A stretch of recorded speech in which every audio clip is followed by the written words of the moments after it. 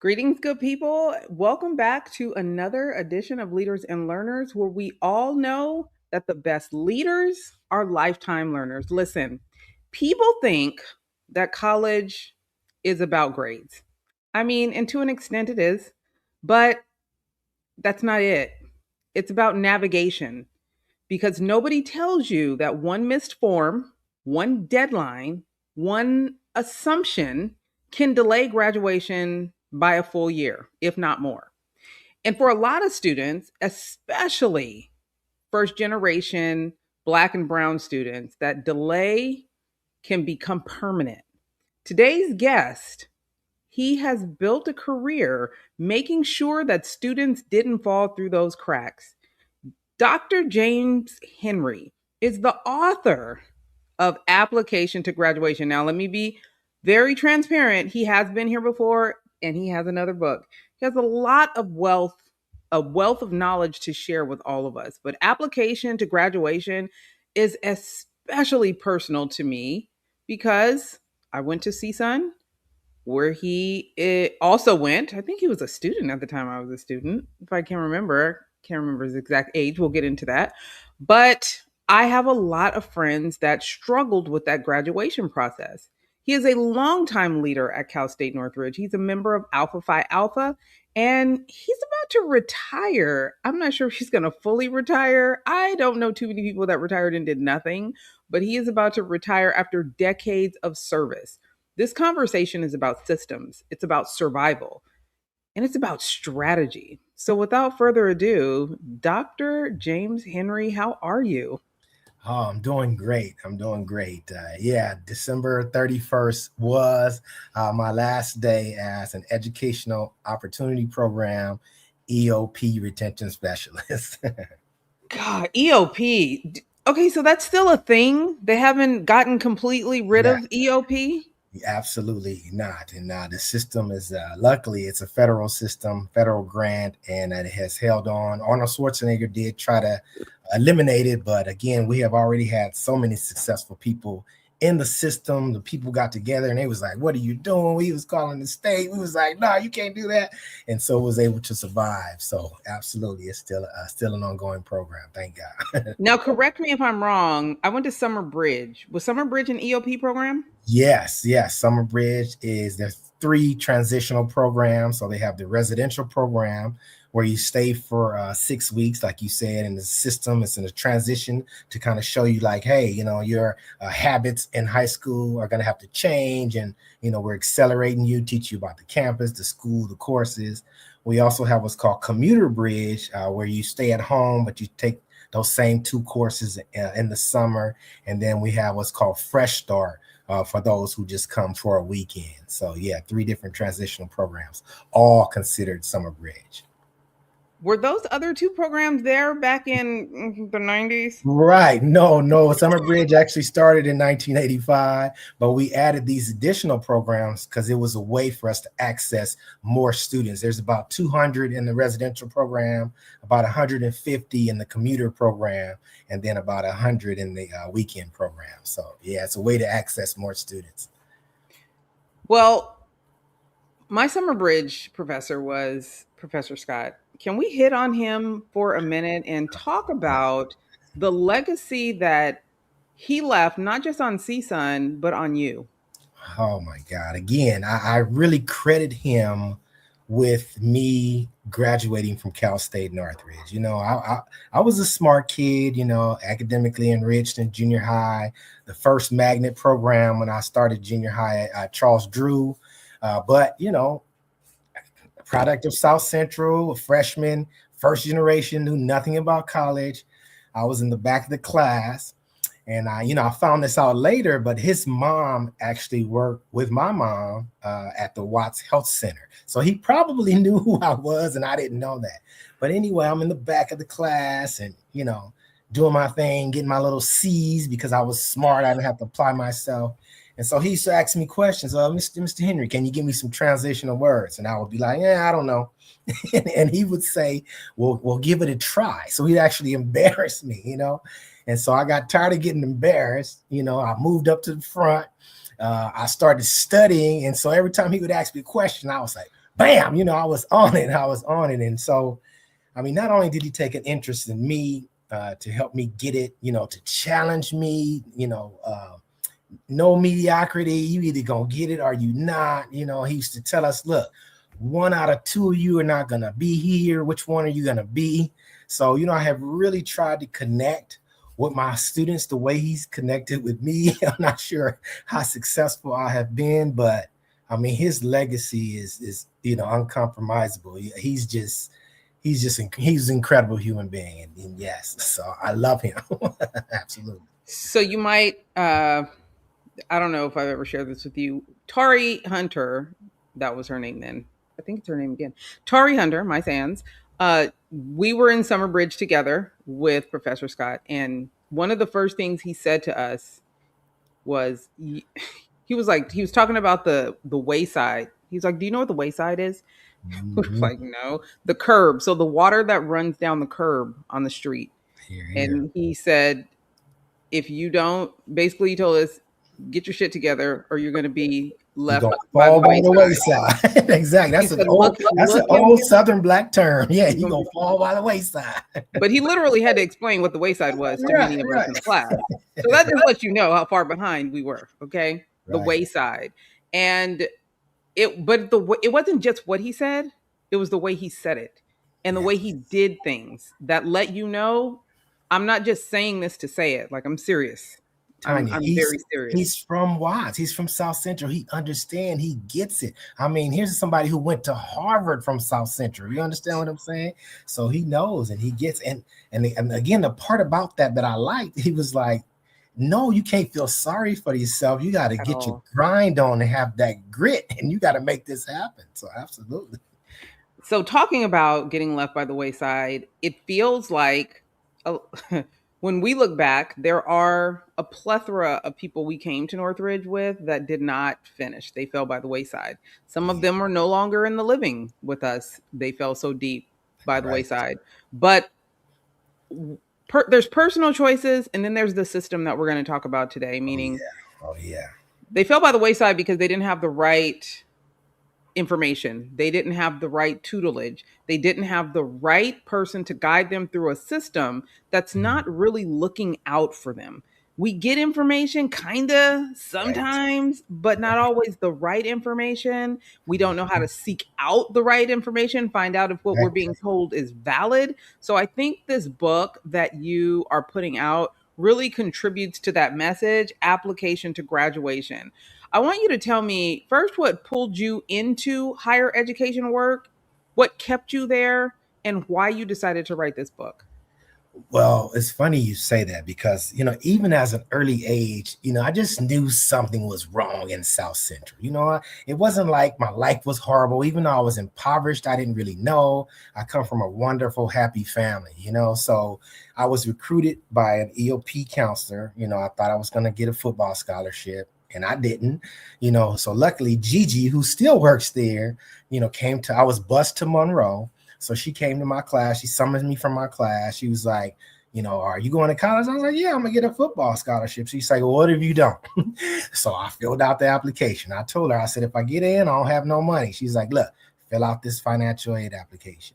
And so again, you're talking about a systems, Tanya. If it wasn't for the outreach counselor position, which at that time was called student affirmative action, right? If Gigi hadn't come to Monroe and summons me out of my class, I still don't even know why me. My whole disposition, like you said, would have been different. I'd probably still be, which I still see some brothers there on my same corner, Central and Hooper, 87th Street, to this day. You're talking 40 years later. You understand what I'm saying? So what happened was after she recruited me and I got accepted to CSUN, my mom, she didn't know nothing about college, she had, hey, good luck, baby, you Right. know. So my first job there uh, was as an outreach counselor, because I was like, well, she recruited me and I don't even know where it came from. My dad was a former Black Panther, and they were both kind of conscious. They were in the nation for a little while, but they were not pushing that hard on me. So still to this day, I try to figure out where does someone's consciousness come from? You know what I mean? So Yeah. I got that outreach counselor position. I was a recruiter for at Canoga Park. And then, just being around EOP, the counselors, some of the football players were EOP, some of the track people were EOP. So I don't know, just kind of a natural thing for me. Like, how do I give back? And then talking about systems, and it's so funny how the social stuff will get you to the academic stuff, right? The line before me was called Ujima. So I Mm-hmm. saw Ujima stepping on the yard. I didn't know what that was. I was like, oh, that looks kind of fun. That looks kind of cool. What is that? So Vernon, it's funny because I came for football. I was in the towers. We used to have this 7-story tower building. And Summer Bridge was actually there because I came early. So I met Vernon, Brian Granville, who was my personal, and I met Vernon, and per chance, they threw me in the back of the 280Z and took me to an informational, which we call a smoker. And and so that's when I learned that there was something more to it than just that stepping that I had saw, Right. So that's how I got into academics. I was an outreach counselor, then I became a tutor, then I became an RA, then I became a peer advisor. So my whole life has been really in EOP and as a service to students. I feel like you became a service to students because you were served well. Absolutely, absolutely, and not just Professor Scott, Margaret Brown. Again, the fraternities, the sororities. It was just different then. DJ was in the business department advisor, and she was over the Black Business Association. So, again, it was different. I think we had like 2,000 students. And the department was more involved. So it was a community, like you said. We used to say CSUN was a Black college, and so I wish we could get that vibe back. When so I went to Grambling first, and then I transferred. Wow. Then I transferred. I only went a semester because no one prepares California kids for flying roaches and the things that the South delivers. So I was All like, that. get Listen, me out of here.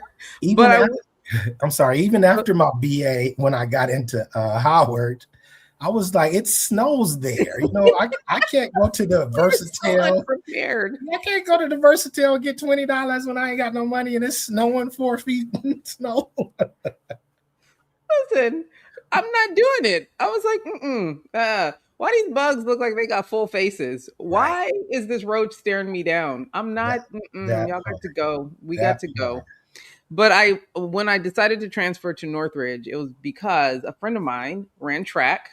A friend of mine from Bay Area ran track, and I looked up the stats, and Northridge was like the blackest school in California, and I Absolutely. couldn't get there fast enough. But I know that that demographic has changed a bit. What Yes. does the change at Cal State Northridge and in the system look like to you? How has it changed to you? It's horrible. We're at 4%, I believe, and again, the feel is just not there. We were all in the square.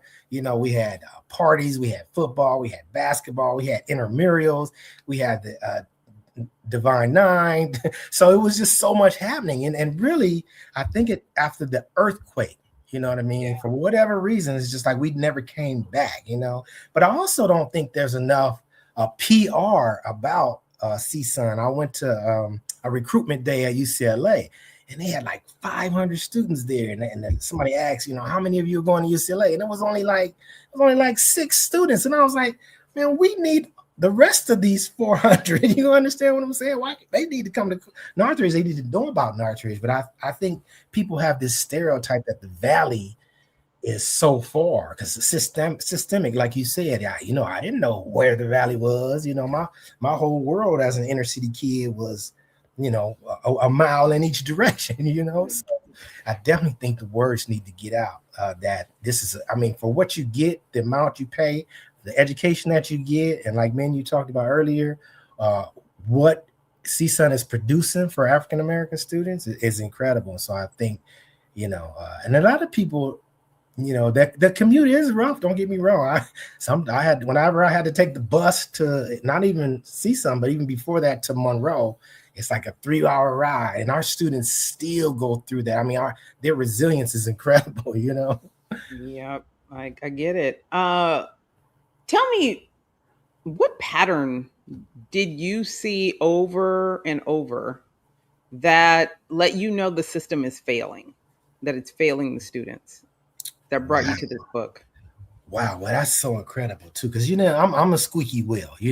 From the time I started working professionally, I think I was 24 years old. I've been, so why, why not? That's not right, and why are we doing that? And so, you know, um, it's that first year. We used to do what's called stopping out. But it takes a student really, I feel, 3 years to become a student, to assimilate, to get acclimated. They don't even know what college is. First generation is real, figuring out the finances. Financial aid used to cut us off systemically after the second year. My mom was struggling to pay for our house. They said, well, she needs to get a second off of her house, to pay for your education. I'm like, what? You go tell Ann Henry to get a second off her house when she's struggling to pay the first. So again, everybody seems to be in a rush, get out 4 years. No, that is not our trajectory, because we have social issues. Our social economic status is different. So money is number one systemic issue that I always see. And again, that's why I wrote the book. There are certain things you need to know when you're applying for financial aid. Are they going to have you jacked up and your aid is not ready first day? So you're starting out in a hole. You know what I mean? I used to have so much access to tutoring. The director of the Learning Resource Center and my professor used to give me individualized attention. So now the student literally has to seek out on their own to find out and go get tutoring. You know what I mean? So, Right.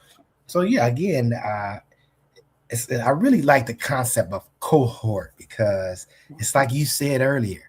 How do we teach them the stuff that they don't know to ask? Yep, absolutely. With that being said, though, tell me what you think the most common and costly mistake students make on their road to graduation.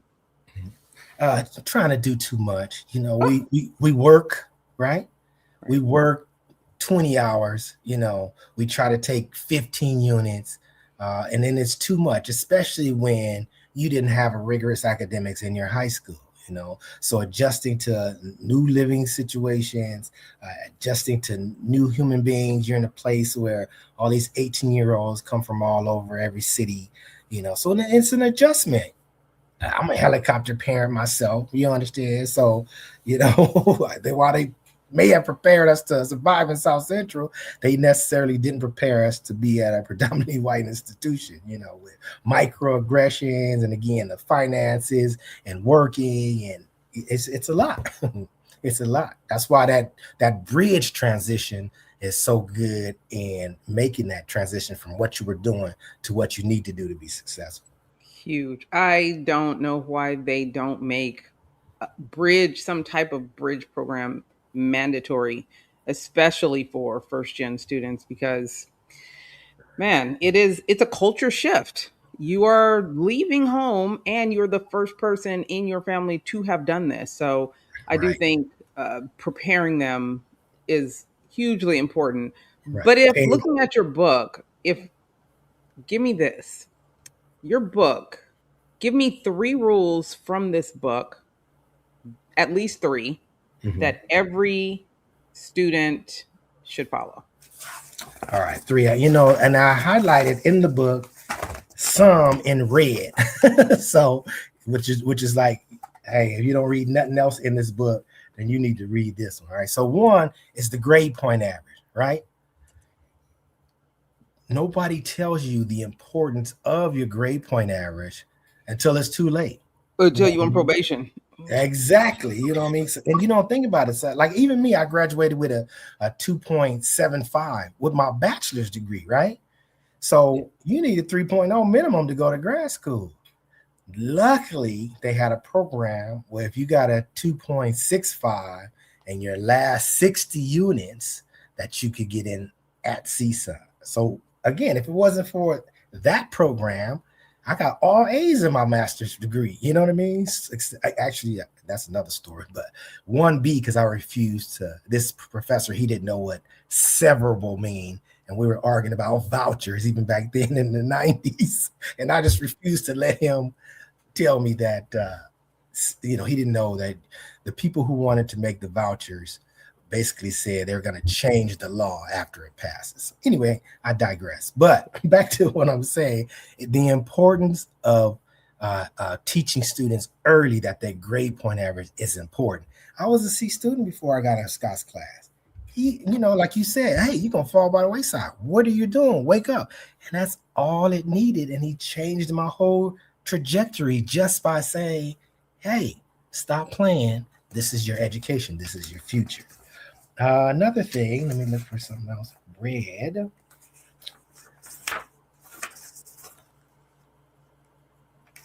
Making decisions with help, seeking help. We try to take care of ourselves in South Central. We don't want to burden our parents because we know they're struggling financial. No, that's why these people have a job. The first thing my book says, the very first statement, period, is if somebody is not helping you, ask for a supervisor. Okay, I want you to be a black Karen. Okay, and I've had people, student go down the financial way. Well, they told me no, they got to do their job. Ask for the supervisor. If your advisor is not helping you, they act like they're in a hurry. They got to get to the next student. No, it is their job to help you specifically. If you don't get the information you need to go up and up and up all the way to the president. All right. Because again, it is the institution's job to help you graduate. And so, again, we so quick when somebody has an attitude with us to just be done with them, no, make that person do their job. And then that's finally one that's, again, what I've been doing mostly in my last 2 years. If you have a setback, all right, be resilient. CSUN allows you to get disqualified 3 times and you can still reapply. So I've been doing what's called welcome back. So we've been going to get those who have been disqualified. And sometimes, like you said in the beginning, Tanya, it's just, I had a financial issue this semester. I might have had a kid this semester. My parents got deported. You know what I mean? So it had nothing to do with your academics. And even if it did have to do with your academics, I was having issues paying my rent. So I had to work 40 hours instead of 20. You know what I mean? So again, I really do think everyone can be successful who gets the opportunity with help. We only graduate, I think Cal State Northridge is 33% of everyone, and I think EOPs is a little bit higher at like 35%, Man. Oh, what does the lack of cultural capital quietly derail for students? Oh my God. And is that is and let me Yes. not assume, but is that something that you see happening? Right. It's not only cultural capital. I always ask, I've been here 40 years, right? I came in as a freshman in 1985. How is it that we still have a mass group of first generation? You understand what I'm saying?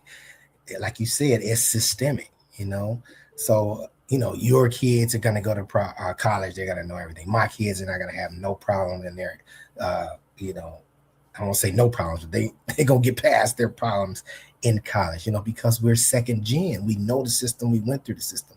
But when you talk about cultural capital, I mean, the inner city has not changed. And in fact, it's even gotten worse, because, I remember we do these interviews to see which EOP students are going to be serious, and I told them, I remember, the DA was like 1 and 2, every 1 and 2 key, black men in LA is gangbanger. And I was like, stop saying that. You crazy. You know what I mean? I was like, yeah, they act like they be shooting every night. And the students was like, they do.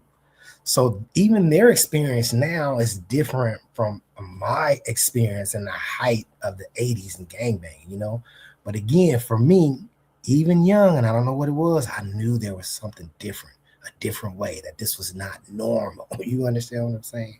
But not only that, when you talk about culture capital, I do think a lot of students don't come to CSUN because they talk to each other on social media, and there's no social life. And that was a lot of it. A lot of it was starting the social life, and then that got you to seeing how serious your academics was. We had parties every weekend. They don't have no parties. We had football on Saturday nights. There's no football. We're a social people. So why would I go there? Even our numbers, the Divine Nine, are low. So it's like there's no fun there. It's just all about pure academics, but I'm not having no fun. I think you get turned off. So that may be something the CSUN needs to address too. Because, and again, I, I'm a conspiracy theorist. I think that was with intent. You know what I mean? We used to make so much money at our parties, but then they started to raise the price for security to have it, and so it was unsustainable. We couldn't have no parties no more. So that, along with the earthquake, along with not having that uh, um, cultural capital, and then somebody pointed out to me, it's not just those of us from the inner city either. Our middle class and even upper class African Americans still have to deal with microaggressions, a change in lifestyle, cultural shift. Absolutely.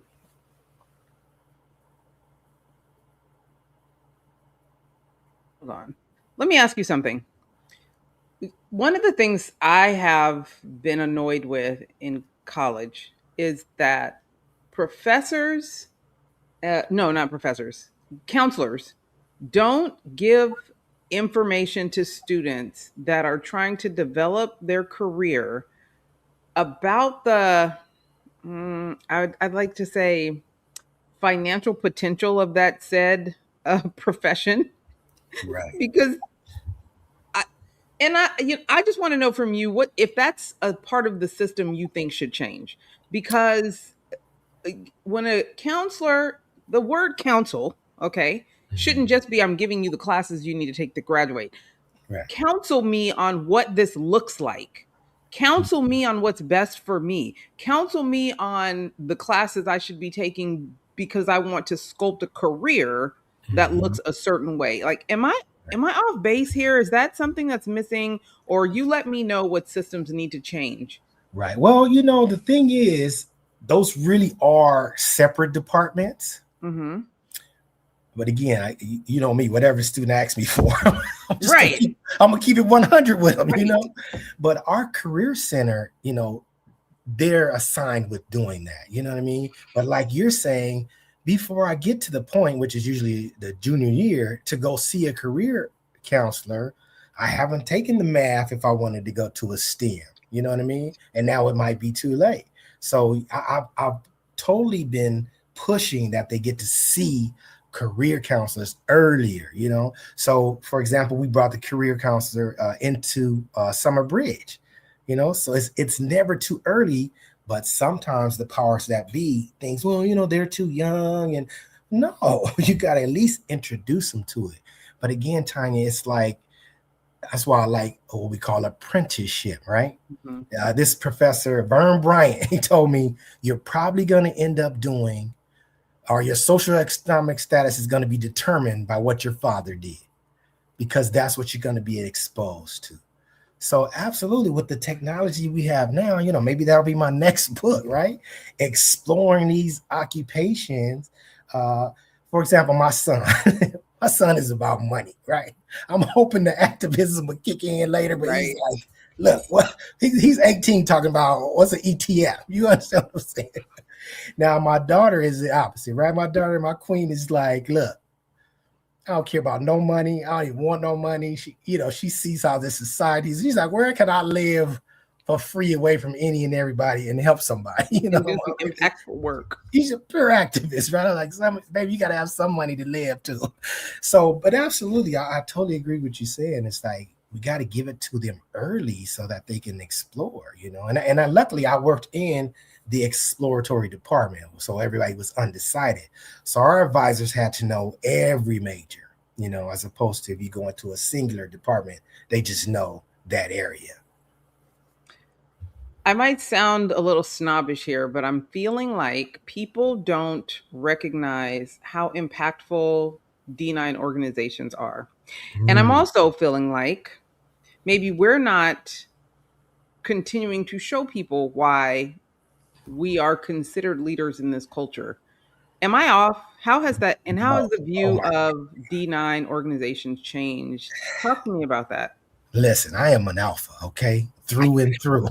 my my existence, my existence becoming a man came through Alpha Phi Alpha. The Hmm. principles of my founders. I'm like, oh my God, these men were incredible. They knew all the way back in 1906. You understand?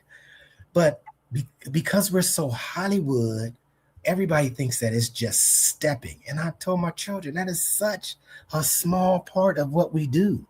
Everybody's all caught up on the quote unquote hazing thing. I told them that was outlawed in 1956. Stop worrying about that. When people used to come to us, we'd be like, well, why do you want to play? It's almost like now they want us to ask them to come in. No, we want people who want to come in and do some work for the Hmm. community. This is Du Bois, talented 10th. You know what I mean? I can imagine pledging and not giving back to my community. You understand what I'm saying? So yeah, we don't talk enough as D9 about what we do for in the community and even as individuals. You understand what I'm saying? So yeah, yeah, I I've do understand, but how do we fix that? Because I'm not okay with it. right, and even the stuff that we do as D9. How many turkeys we gonna give out? Can we pick another nonprofit than the March of Dimes? We did to expand our horizons. But when I came in as a Sphinxman in 1986, the fall 11 29 86 6 16 45, they were like, what are you going to do? Take the initiative. If you were not doing what you were supposed to do, we would say, you're a corner boy. Like, get off the corner, do something. We'll do something. One of my founders, I didn't even know I knew who he was. I memorized his name, but I saw him one day when I was in grad school, and he said, and he didn't know I had my letters on. He said, come here, young man, tell me about them letters. So, I'm fresh in, I'm breaking down Alpha Phi Alpha to him. And he said, who are the founders? I started running off the founder's name. He was like, that's me when I got to him. And I was like, wow. He was Wow. like, you know what I just did, young man? He's like, I just set this curve in my class. So, we were serious about, hey, holding each other accountable. What are you doing? You know what I mean? James Key, he just got the oldest Second Baptist church in Los Angeles. You understand what I'm saying? He's a former chaplain, and I went to his service on Sunday. And I remember James Key, I was, standing in the square, hanging out, Wednesday. What are you doing? Go to class, you know what I mean?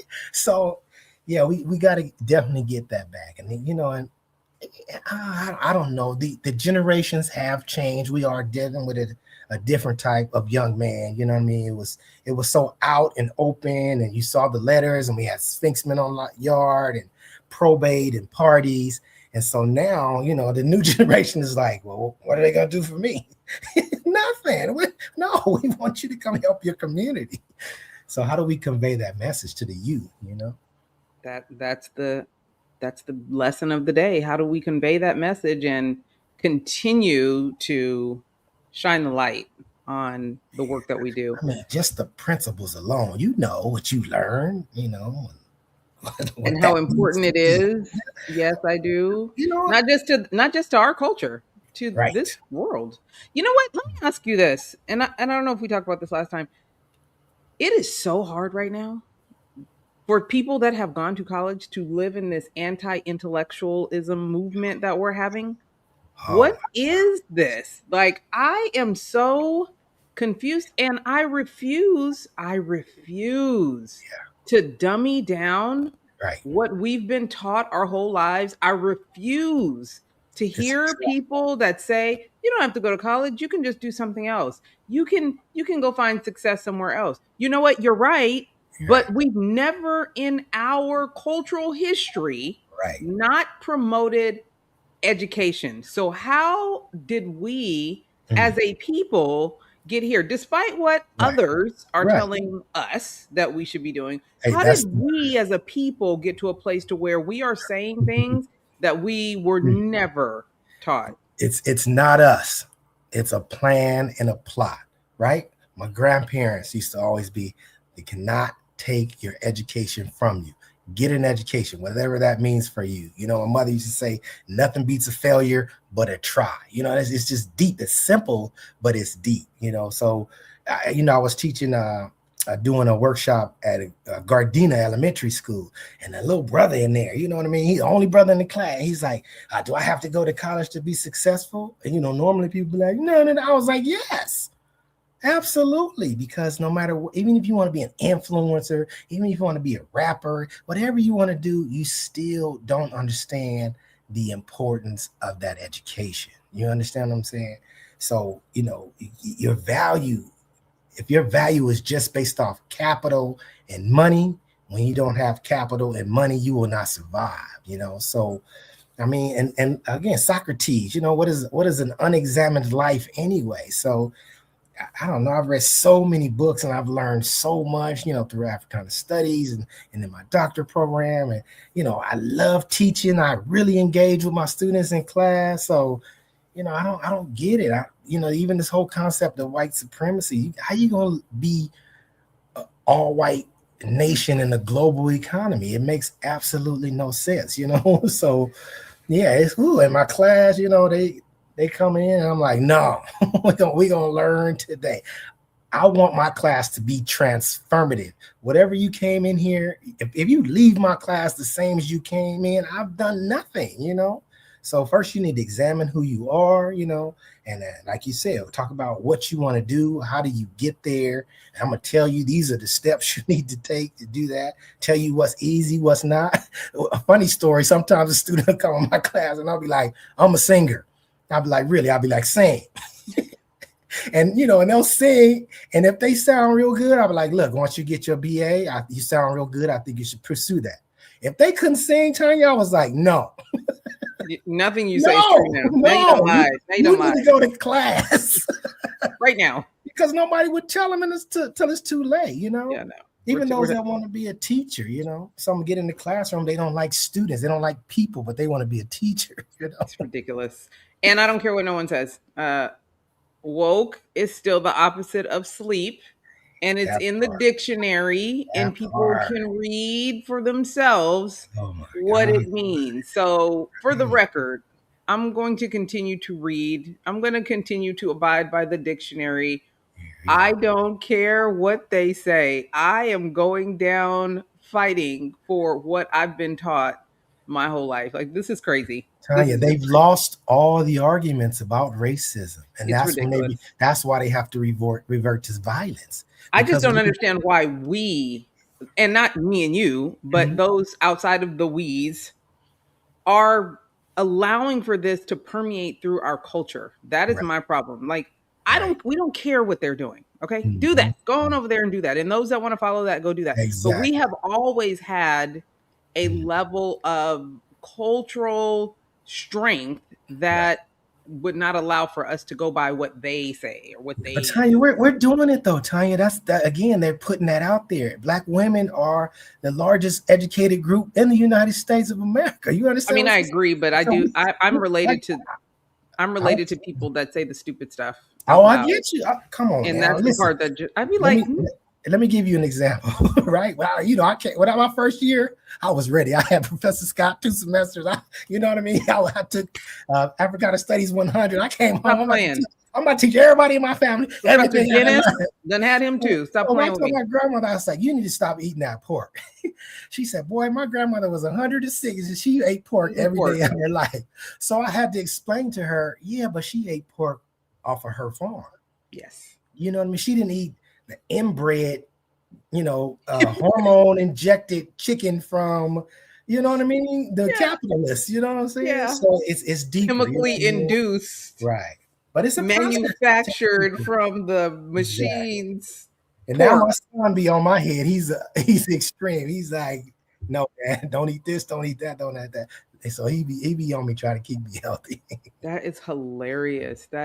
Listen, tell me what you are most proud of from your time at CSUN. I think my legacy outside of helping so many regular EOP students and non-EOP students get their degrees, what I have done specifically for the fraternity. You know what I mean? I was thinking about it the other day. And again, this is what CSUN does for a black male.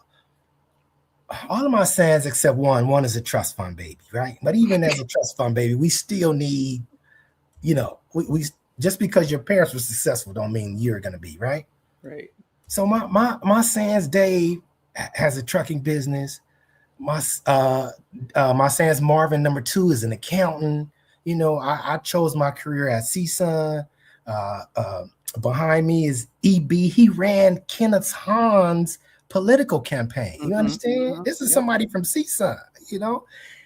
My son's Jack is a captain on the fireman. He just was on, what is it? The Greatest Race or whatever with his daughter. You understand? This is big. This Mm. is somebody from Slauson and Crenshaw. You understand? My son Stevie J is a developer, right? A real estate developer from the ground up, And then my son's B Miles, number 8, the tail dog, is an attorney.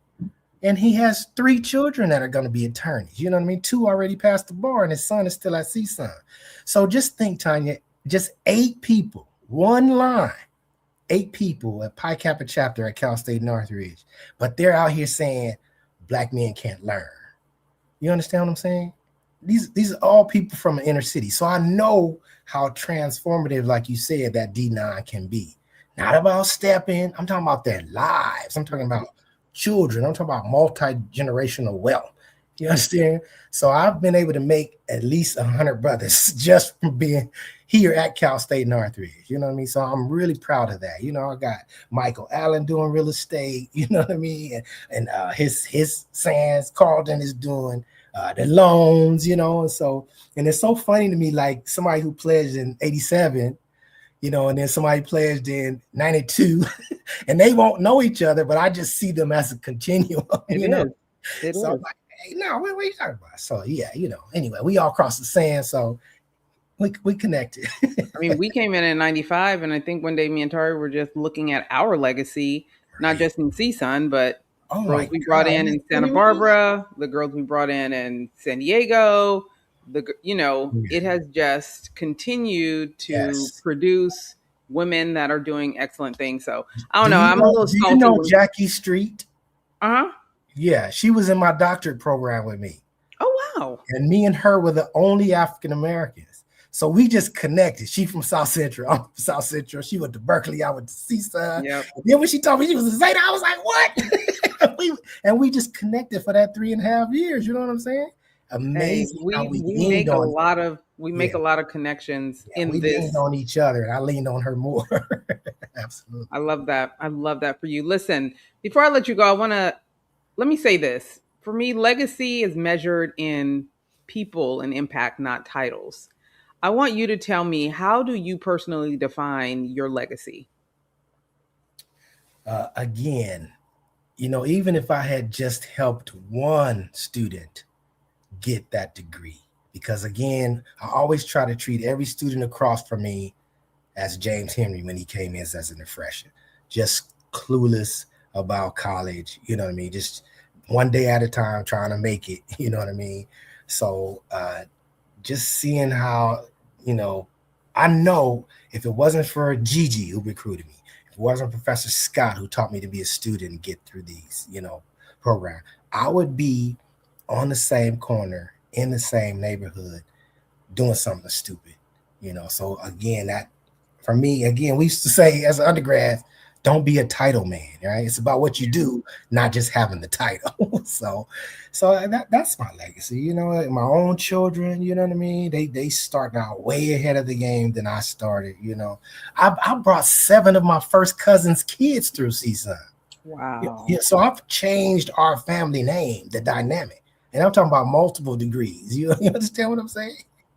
So that we would still be in the same spot. So literally, my grandfather came from Hattiesburg, Mississippi in 1955. Oh, we're from Hattiesburg. My family's in Hattiesburg. Okay, we might be cousins. That's how the They still universe works. there. That's how the universe works. Okay, we can talk after this. Yeah. But listen, I appreciate you. I want to thank you for your service. Thank you for being a part of our legacy at CSUN. And I hope that folks will go ahead and get this book. because it's Yes. important. I want Yes. y'all to go out and grab. If you have kids that are going to be going to college, you Yes. need to get this, because if you don't, you're going to be wasting time and you're going to be wasting money. And you don't Right. want to And waste any one of those. it's a very simple book, Tanya. It's only like, I think it's like $9 or something. But Yeah, if they follow that checklist, they will be successful. absolutely. Well, thank you again for being here. I appreciate you. Hey, thanks for showing up to the podcast where we all know that the best leaders are lifetime learners. When you get a sec, take a moment, leave a comment. What you think about today's episode, and share it with someone that you know could use the gems that were dropped today. Follow and subscribe. You don't want to miss who's coming up next. You never know who could show up here and what they could say. For your professional needs, marketing, PR, communications, and leadership, make sure you follow us on all social media platforms at Sand and Shores, or hit us up at sandandshores.com. Again, thanks so much for showing up. We appreciate you, and we'll see you soon.